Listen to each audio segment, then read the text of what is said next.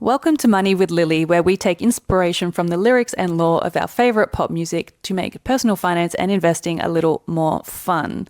So today we are with Taylor Swift in my favourite era, which is midnight. I was listening to You're on Your Own Kid the other day on my way to work, and it made me reflect. Not just because it's a track 5, which is where Taylor's most vulnerable songs always live, but because of its message. So this song is an empowering story about growing up and realizing that nobody is coming to save you. In the beginning of the song, she's craving love and validation and attention from a boy. And by the end, she's outgrown everything that she used to care about. Her body, her hometown, her relationships. She took the money and her friends from home don't know what to say. It's not bitter or jaded, it's a moment of clarity. So why is that realization that you're on your own the first step in personal finance? So to explain this, I want to introduce Lilly's hierarchy of personal finance. So this is a pyramid that I made up that describes exactly what you need to have in place in what order to thrive in your personal finance journey. You might have heard of Maslow's hierarchy of needs, which is a pyramid shape with 5 levels representing the different categories of human needs. The idea is that we need to meet our most basic needs first at the bottom of the pyramid, and only once these are satisfied can we focus on the higher level needs. So we need to satisfy our survival needs first, which are food, water, air, sleep. Then once we have that, we can think about our safety needs like shelter and financial security before moving to higher order needs like love and connection, self-esteem.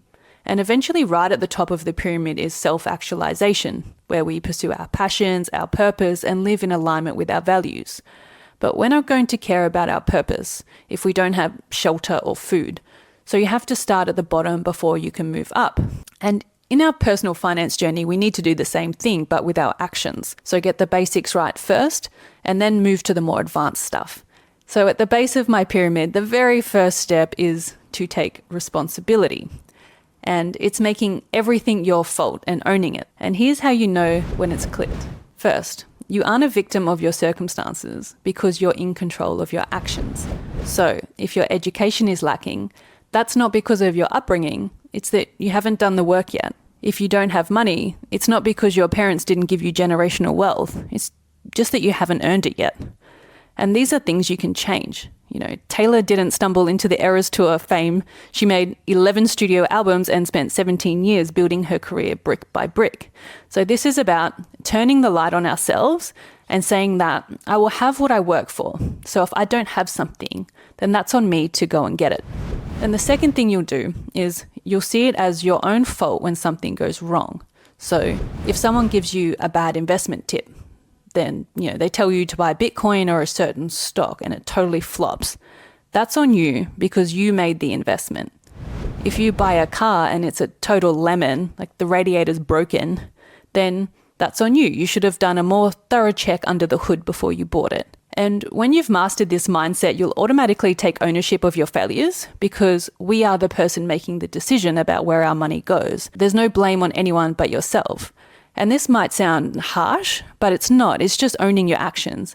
And it's a very habitual thing, and it takes a lot of time to shake off the habit of finger pointing and blaming other people for your situations. Maybe they did do you dirty, but ultimately the buck stops with you. And doing this will force you to do the right due diligence before you put your money down. And if you don't have the skills to do the due diligence, then you guessed it, you go and build the skills or you hire expert help. Because if you don't, then you will have a lack of control over your life. And the third one is that you're prepared for surprises. And this is probably the hardest one to master because if something unexpected happens, it's so easy to say, oh, well, no one saw that coming. Globally, we've had a pandemic, war, rapid increases in inflation and interest rates, new tariffs, climate events, market crashes in just the last couple of years. In our own lives, we might have had breakups, job losses, illnesses, the personal storms that no one sees coming. And these specific events might have been difficult to predict, but the fact that something was going to go wrong was predictable because things always go wrong and surprise us. The point isn't to predict the future, it's just to expect volatility. And when we've mastered these 3 things on the responsibility step of the pyramid, we're responsible for ourselves. We don't have excuses. We just own our failures and our progress too. It's the equivalent of an athlete getting injured and focusing on the comeback rather than blaming the guy that tackled him. You know, if you can own your circumstances, own your decisions, and own your preparedness for surprises, then you have a very solid foundation to continue on your personal finance journey, because you won't have as many setbacks. And when you do have setbacks, you'll just keep putting one foot in front of the other and keep marching towards your goals because you're in full control of that journey. So we do have to acknowledge that, yes, some people do have it easier. You know, some people are born into money, some get lucky breaks, some don't. Some are born into very difficult circumstances. Some people have illnesses.